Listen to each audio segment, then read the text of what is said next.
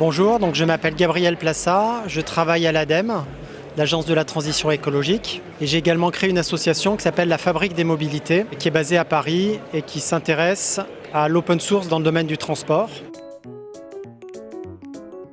L'Extrême Défi, c'est un challenge qui va se dérouler sur 3 années et qui vise les véhicules intermédiaires, donc entre le vélo électrique et la voiture. Il y a tout un tas de véhicules qui sont en train d'émerger, des tricycles, des quadricycles. Tous utilisent de l'électricité avec des batteries, des moteurs électriques. Et donc on va s'attacher à développer en fait ces véhicules-là et à augmenter les chances de succès de ces différents projets à travers ce challenge qui va durer 3 ans. La première année, ça va être de l'idéation. Donc on va inviter des candidats à déposer des idées de véhicules légers, efficaces, recyclables, reconditionnables, économiques pour les ménages. Et la deuxième année, ça va être des prototypes. On va réaliser des prototypes qui vont être expérimentés dans des territoires. Et la troisième année, on s'intéressera à la partie production de ces véhicules dans des micro-usines, dans des Fab Labs ou dans des tiers-lieux pour regarder comment on va pouvoir produire ces véhicules à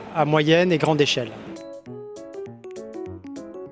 Ces véhicules devront s'inscrire dans le quotidien des Français, donc être capables d'avoir des autonomies de 50, 80, peut-être 100 km. Des véhicules de l'ordre de 45 pour certaines catégories de véhicules, puis pour d'autres catégories de véhicules, capables de rouler à 70, 80 km/h.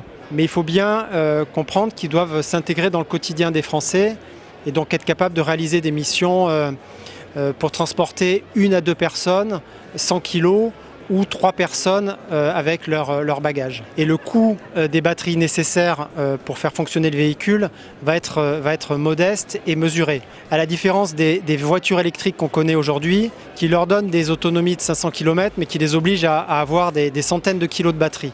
On pourra choisir finalement d'emporter 1 ou 2 ou 3 batteries en fonction du trajet qu'on a à faire au quotidien. Et du coup, on sera beaucoup plus économique aussi sur l'achat et la maintenance de ces véhicules.